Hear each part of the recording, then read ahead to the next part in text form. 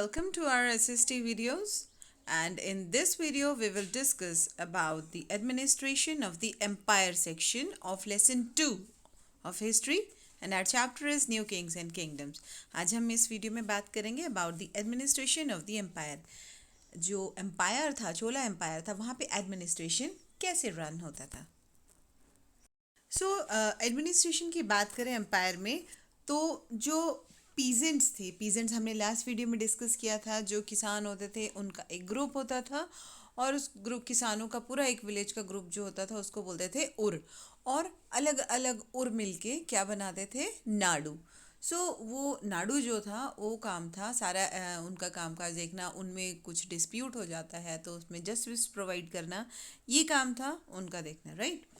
Now next हम बात करें तो जो विलाला कास्ट थी, एक तरह की जाति थी, तो उसके जो पीजेंट थे, किसान थे, उनका नाडू के जो भी कामकाज होते थे, जो भी अफेयर्स होते थे, उसके ऊपर बहुत ज़्यादा कंट्रोल रहता था, राइट. और क्योंकि कुछ रिच लैंड ओनर्स थे जिनके पास अपनी बहुत बड़ी बड़ी ज़मीनें थी, उनको चोला किंग्स ने उनको रेस्पेक्ट देने के लिए, डिफरेंट डिफरेंट खुश करने के लिए उनको टाइटल्स दिए हुए थे, है ना. जैसे हमारे यहाँ होते हैं ना, मेयर होता है, या पंचायत प्रधान होता है, या काउंसलर होता है. उस तरह से उनको भी अलग अलग टाइटल्स दिए हुए थे. और उसमें कुछ टाइटल्स थे. मुवेंदा वेलन जो थे वो एक ऐसा पीजेंट होता था, जितने भी रिच लैंड लॉर्ड्स हैं, जो जिनके पास अपनी अपनी बहुत सारी ज़मीनें हैं, उनमें जो सबसे ज़्यादा रिच होगा उसको वो एक हेड बना देते थे और उसको टाइटल दे देते थे मुवेंदा वेलन. और वो ऐसा पीजेंट था जो थ्री किंग्स को सर्व करता था, राइट. थ्री किंग्स को कैसे सर्व करता था कि एक तो मेन जो चोला रूलर था, एक वो हो गया, ठीक है, चोला रूलर को सर्व करता था.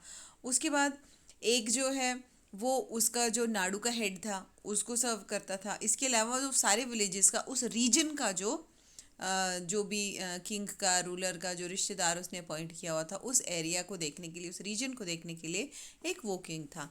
तो मिला के टोटल उसको तीन, जो उसके ऊपर तीन किंग्स थे जिनको उसको सर्व करना पड़ता था, जिनके लिए वो आंसरेबल था.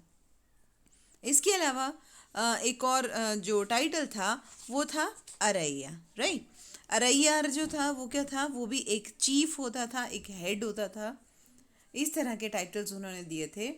और ऐसे टाइटल्स दे के वो क्या बताना चाहता था कि वो उनको थोड़ी इम्पोर्टेंस दिखाना चाहता था, राइट. इसके अलावा हमने लास्ट वीडियो में भी डिस्कस किया था कि ब्राह्मण्स जो थे वो इंस्क्रिप्शन, प्रशस्तिज लिखते थे, राइट. किसके बोलने पे, रूलर्स के बोलने पे, किंग के बोलने पे प्रशस्तिज लिखते थे उनकी प्रेज में. और जो किंग होते थे, रूलर होते थे, वो उनसे खुश होके उनको लैंड ग्रांट्स देते थे, ज़मीन दान में देते थे. ब्राह्मण्स को जो ज़मीन मिलती थी, दान में मिलती थी, उसको ब्रह्मदेय बोला जाता था, right. It's a very important question of general knowledge also, कि जो ब्राह्मण्स को जो भी लैंड ग्रांट्स मिलता था, what do you call the land grants given to the Brahmanas. So ये एमसीक्यूज में भी पूछा जा सकता है. Answer would be brahmadeya, right. और बहुत ज़्यादा ब्राह्मण्स जो थे, इसीलिए क्या हुआ था, कावेरी वैली में सेटल हो गए थे. अब कावेरी वैली में ही क्यों सेटल हुए, और कहीं क्यों नहीं हुए थे? रीज़न इसकी, उनको जो लैंड ग्रांट्स मिली थी, उनको जो ब्रह्मदेय मिला था, जो ज़मीन दान में मिली थी, अब उसको लेके वो कहीं इधर उधर तो जा नहीं सकते थे. जहाँ पे वो ज़मीन होती थी उनको वहीं रहना पड़ता था. तो वो कावेरी डेल्टा के आसपास होती थी, तो इसलिए जब उनको ज़मीनें वहाँ पे दान में मिली तो उन्होंने वहीं रहना शुरू कर दिया, और इसलिए वहाँ पे वो बहुत ज़्यादा ब्राह्मण्स जो हैं वो रहने लग पड़े. उसके बाद हमने अभी तक क्या पढ़ा, ऊर पढ़ा, नाडू पढ़ा, देन मुवेंदा विलन पढ़ा, अरैयार पढ़ा. नाउ नेक्स्ट है सभा. सभा क्या थी, जो बहुत ज़्यादा प्रोमिनेंट ब्राह्मण लैंड होल्डर्स थे, जिनके पास, जो ब्राह्मण्स के पास अपनी बहुत सारी ज़मीनें थी, और जो किंगडम में एक इम्पोर्टेंस रखते थे, उनको मिला के एक असेंबली बनती थी, एक ग्रुप बनता था, और उस ग्रुप को बोला जाता था सभा. और अब सभा का काम क्या होता था देखना, सभा का काम ये देखना होता था कि जो ब्रह्मदेय कौन कौन से ब्राह्मण्स को मिला है, किस किस को मिला है, कौन सी ज़मीन, और ये सारी डिटेल्स जो हैं. इसके अलावा जो भी सभा का काम था वो कहाँ रिकॉर्ड होता था डिटेल में, इंस्क्रिप्शंस पे. इंस्क्रिप्शंस में वो सारी चीज़ें जो है वो इंस्क्राइब करा दी जाती थी। इसके अलावा एक और बहुत इंपॉर्टेंट ग्रुप था, वो था नगरम। नगरम किसको बोला गया? जो अब क्योंकि जो ब्राह्मण्स था उनका काम था पढ़ाई लिखाई, है ना। पीजेंट्स जो थे, पीजेंट्स कौन होते थे? किसान होते थे, वो गांव में रहते थे, विलेजेस में रहते थे। Now associations of traders. अब सिटी में, टाउन में कौन रहता था? वहाँ पे ट्रेडर्स रहते थे जो बिजनेस करते थे, जिनकी शॉप्स थी। तो उनका भी एक ग्रुप बन गया। जैसे पीजेंट्स का एक ग्रुप बना किसानों का, उसको हमने क्या बोला? उर बोला। और बहुत बड़ा ग्रुप जो बना उसको नाडू बोला, राइट। देन ब्राह्मण्स का ग्रुप जो बना तो उसको बोला गया सभा। इसी तरह जो ट्रेडर्स थे, जो बिजनेस करते थे, उनका जो ग्रुप बना, उनकी जो एसोसिएशन बनी, उसको बोला गया नगरम्स। और इनको जो है ये अलग अलग टाइम पे अलग अलग फंक्शंस करते थे, अलग अलग पावर्स होती थी इनके पास। और ये टाउन से रिलेटेड फंक्शंस जो है वो करते थे, शहर से रिलेटेड, क्योंकि वो शहर में रहते थे। तो शहर में कोई भी नई चीज़ करनी है तो वो ये एसोसिएशन या रेट्स वगैरह वो ये सब करते थे, जो नगरम एसोसिएशन होता था ना। तमिलनाडु में एक उत्तरा मेरूर करके जगह है, उत्तरा मेरूर। वहाँ से एक इंस्क्रिप्शन मिली है, वो बहुत ही इम्पोर्टेंस की है। वो इंस्क्रिप्शन इतनी इम्पोर्टेंट की क्यों है? क्योंकि वो, हमने अभी सभा की बात की, जो ब्राह्मण्स की सभा होती थी, right. A group of Brahmins वो मिलके एक असेंबली बनाते थे, उसको सभा बोला जाता था। अब उस इंस्क्रिप्शन में, उत्तरा मेरूर से जो इंस्क्रिप्शन मिली है, उसमें उसके बारे में, उस सभा के बारे में डिटेल्स हैं। डिटेल्स क्या है? कि सभा जो है उसके अकॉर्डिंग जो उन्होंने बताया है कि जो सभा है उसमें अलग अलग कमेटीज़ होती थी, अलग अलग काम करने के लिए।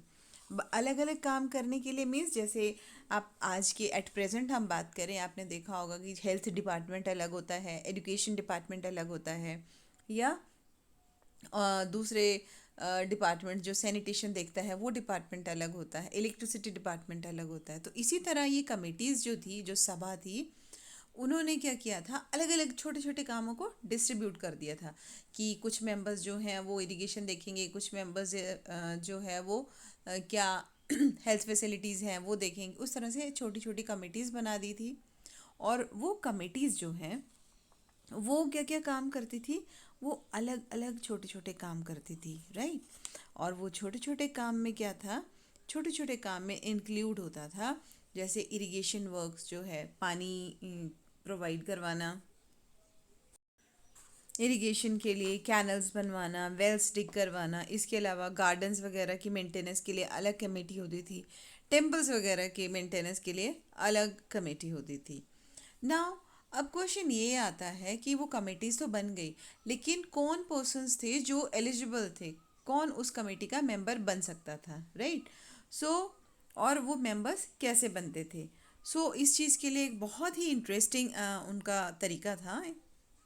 सो अकॉर्डिंग टू, पहले सबसे पहले हम बात करते हैं कि क्वेश्चन क्या था हमारा, उस सभा का मेंबर कौन बन सकता था। तो अकॉर्डिंग टू दैट इंस्क्रिप्शंस, जो इंस्क्रिप्शन मिली है उसके अकॉर्डिंग, वो सभी जो भी मेंबर बनना चाहते थे सभा के, उनके पास अपनी ज़मीन होनी चाहिए थी। और ताकि वहाँ से लैंड रेवेन्यू जो है वो कलेक्ट किया जा सके। सेकेंड थिंग, उनके पास अपने घर होने चाहिए। थर्ड थिंग, वो उनकी एज जो है वो 35 और 70 के बीच में होनी चाहिए, राइट। ये एक एलिजिबिलिटी क्राइटेरिया उन्होंने फिक्स किया। नेक्स्ट जो था, नेक्स्ट उन्होंने फिक्स किया कि उसको वेदों की नॉलेज होनी चाहिए थी। वेदास के बारे में हमने पढ़ा था ना, ऋग्वेदा, यजुर्वेद, सामवेद, अथर्ववेद, ये 4 वेद होते हैं हिंदू इसमें। बट तो उनको अकॉर्डिंग जो है वही मेंबर बन सकता था, इस सभा का मेंबर वही पर्सन बन सकता था जिसको वेदों की नॉलेज हो।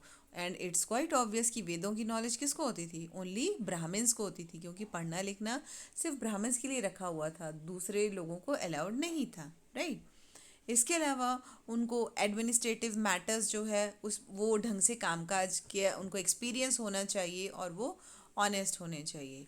और इसके अलावा एक और बहुत इम्पॉर्टेंट चीज़ क्या थी कि जो भी मेंबर बनना चाहता है, ठीक है, वो किसी और कमेटी का मेंबर है लास्ट 3 इयर्स में, तब भी वो कमेटी का मेंबर नहीं बन सकता है।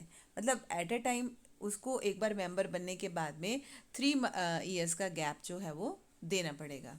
इसके अलावा जिसने भी कोई अकाउंट सबमिट नहीं करवाए हैं, कुछ पैसे का लेन देन उसने नहीं करवाए हैं, चाहे उसकी फैमिली में भी किसी ने नहीं करवाए हैं, तब भी वो मेंबर जो है उसका नहीं बन सकता। ये कुछ क्वालिफिकेशन उन्होंने फिक्स की थी, जो सभा के मेंबर्स थे उन्होंने फिक्स की थी कि कौन कौन पर्सन्स जो है वो सभा का मेंबर बन सकता है। And what was the process? ऐसे नहीं है कि उस टाइम भी इलेक्शंस होते थे, वोट देते थे, नो। उनके पास एक डिफरेंट तरीका था। डिफरेंट तरीका क्या था? जैसे हम लोग आजकल क्या करते हैं, क्लासरूम में कोई मॉनिटर चूज़ करना है तो या हैंड रेज करवाते हैं या चिट सिस्टम, तो वो चिट सिस्टम करते थे। अब क्योंकि उस टाइम पेपर तो होता नहीं था, तो वो क्या करते थे, जो भी मेंबर्स जो हैं जो उसके लिए एलिजिबल होते थे, उनका नाम जो है एक पाम लीफ पे लिख के एक बड़े से अर्दनवेयर पॉट में, अर्दनवेयर पॉट मीन्स मिट्टी के घड़े में डाल दिया जाता था। और उसके बाद किसी छोटे बच्चे को बुलाते थे और उसको बोलते थे कि एक एक नाम निकालो, और उसके बाद वो कमेटी मेंबर उस तरह से सिलेक्ट होता था। So this was the selection process. अभी तक हमने जो है सिर्फ ब्रह्मदेय के बारे में पढ़ा कि जो ब्राह्मण्स को ज़मीन दान में मिलती थी उसको ब्रह्मदेय बोलते थे। बट चोला एम्पायर के अंडर में और भी बहुत तरह के लैंड थे। ब्रह्मदेय क्यों बोला गया? क्योंकि वो ब्राह्मण्स को मिलती थी। तो ऐसा तो नहीं था कि चोला एम्पायर में सिर्फ ब्राह्मण्स ही रहते थे, वहाँ पे और लोग भी रहते थे ना। इसी तरह उनके नाम जो हैं वो अलग अलग थे। जो ब्राह्मण्स को ज़मीन दान देते थे उनको ब्रह्मदेय बोला गया, ठीक है। और चोला इंस्क्रिप्शंस में इन सब का रिकॉर्ड मिलता है। जैसे जो ब्राह्मण्स नहीं थे, जो पीजेंट्स थे, किसान थे, उनको जो ज़मीन दान में दी जाती थी उसको वेलन वागाई बोलते थे। देन ब्राह्मण्स को हमने डिस्कस कर लिया कि जो ब्राह्मण्स को दान में मिलती थी उसको ब्रह्मदेय बोलते थे। इसके अलावा जो स्कूल की मेंटेनेंस के लिए ज़मीन दान में दी जाती थी उसको शाला भोगा बोलते थे। इसके अलावा जो टेम्पल्स के काम के लिए ज़मीनें दी जाती थी उसको देवदाना या तिरुनामत्तु कत्तनी बोलते थे। इस तरह से और बहुत ज़्यादा दान थे। अलग अलग लोगों को अलग अलग नाम से जाना जाता था, right. This was all about our chapter. इसके साथ ही हमारा ये चैप्टर फिनिश होता है। एंड इसके बाद हम इसकी एक्सरसाइजेस डिस्कस करेंगे। Till then, take care of yours and your family members and good bye.